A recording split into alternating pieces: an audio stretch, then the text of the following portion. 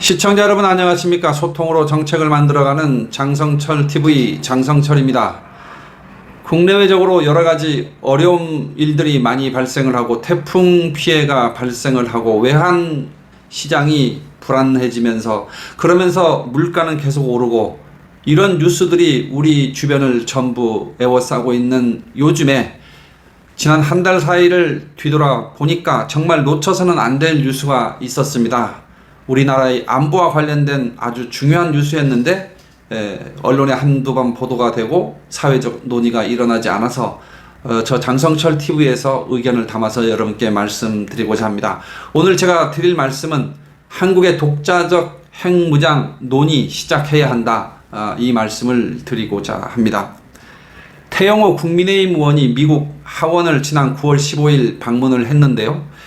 미국 하원 외교위원회 소속으로서 한반도 문제를 다루는 그 소위원회가 있는데 동아시아 태평양 소위원회입니다. 여기에 공화당 간사를 맡고 있는 스티브 차보트 하원 의원을 만났습니다. 그러면서 태영호 의원이 윤석열 대통령의 담대한 구상에 대해서 설명을 하고 북한을 비핵화 협상 테이블로 끌어내는 그런 구상에 대해서 설명을 하고 또 의논을 했는데, 여기에 대해서 차보트 의원은 이렇게 얘기를 합니다. 중국이 북한의 비핵화를 위해서 적극적으로 움직이지 않고 있고 묵인하거나 지원을 계속하는 상황, 이런 상황에서는 북한이 비핵화 협상에 나올 가능성이 없다. 북한이 비핵화 협상에 나서도록 중국을 압박하게 만드는 수단, 그런 수단의 일환으로 미국이 한국과 일본의 핵무장 논의를 하는 모습, 이걸 보여주는 것이 필요하다. 더 나아가서 차보트 의원은 북한이 핵무기로 한국을 계속 위협하고 있는 상황에서 한국과 일본은 스스로 핵무장을 고려할 권리가 있다고 강조했습니다. 미국 공화당의 하원 의원의 외교를 책임지고 있는 국회의원이, 하원 의원이 한국의 독자적 핵무장이 필요하다, 핵무장을 지지한다, 이런 취지의 말을 한 건데요. 사실 미국의 입장에서 한국의 핵무장 가능성을 상생하게 아주 자세하게 분석한 보고서를 2015년 4월 찰스 퍼커슨이 내놓은 보고서가 있습니다. 미 과학자협회 회장이기도 하고 그래서 비확산 전문가 그룹의 비공개로 회람한 보고서인데 언론에 많이 보도가 됐죠. 그 보고서의 제목이 한국이 어떻게 핵무기를 확보하고 배치할 수 있는가, 이런 제목의 보고서였습니다. 장성철TV에서도 예전에 이 보고서를 분석해서 여러분께 설명드린 바가 있습니다.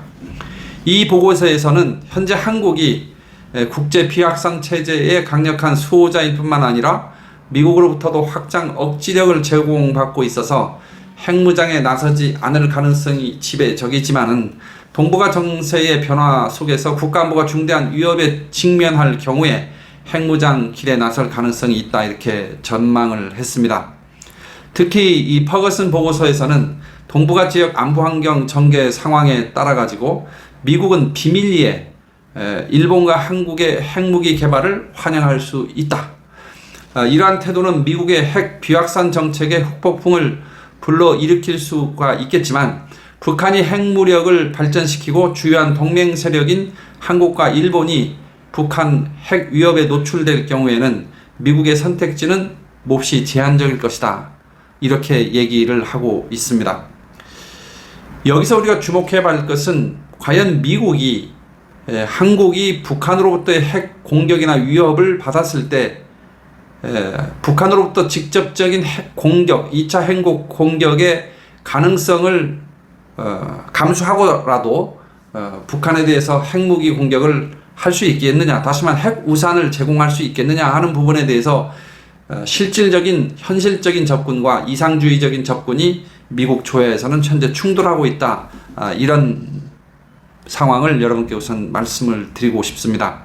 실제로요, 지난 9월 16일 날 워싱턴 DC에서 개최된 그 한미 확장 억제 전략 협의체 이 고위급 회의가 있었는데, 북한의 핵무기 사용 시 그에 상응하는 즉각적이고 자동적인 미국의 핵 보복 공격, 여기에 구체적으로 합의를 하지 못하고 어디에 합의를 했느냐, 이렇게 합의를 합니다. 한미는 북한이 핵 공격에 대해서 압도적이며 결정적인 대응, 이런 입장을 합의했습니다.